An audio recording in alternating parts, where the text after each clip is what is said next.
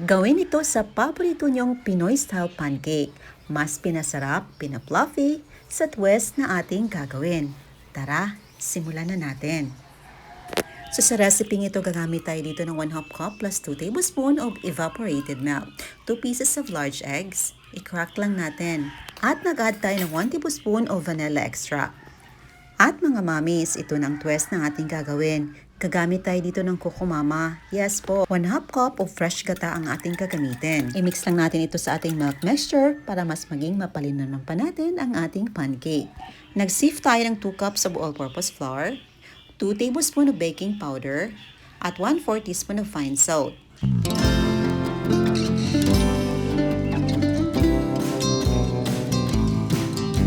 Gumawa tayo ng well sa center at ina-add natin dito ang ating 1/3 to 1/2 cup of brown sugar.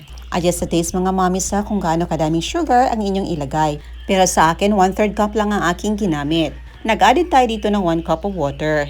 Ngayon, i-combine na natin ang ating milk at gata mixture. Mix lang natin para ma-fully combine ang lahat ng mga ingredients at para walang kumpul-kumpul na mamumuo. At kapag na-fully mix na, pwede natin itong i-rest for about 10 minutes para mas maging fluffy ang pancake natin. Sa ating non-stick pan, nag-spread tayo ng oil. Yung katamtamang dami lamang. After 10 minutes, ito na ang ating mixture, lulutuin na natin. Nasa sa inyo din yun mga mamis kung gaano kalaking pancake ang inyong gagawin. Sa akin, isang sandok lang para makagawa tayo ng 3 pirasong pancake. Takpan lang natin mga ilang seconds. At kapag nag-bubbles na ang top nito, pwede natin itong i-flip para maluto naman yung kabilang side nito.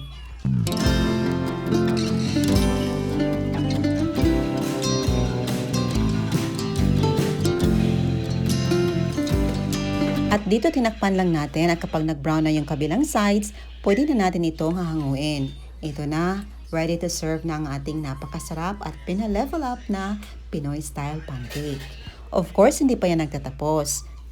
Lulutuin pa natin yung natira pang mixture.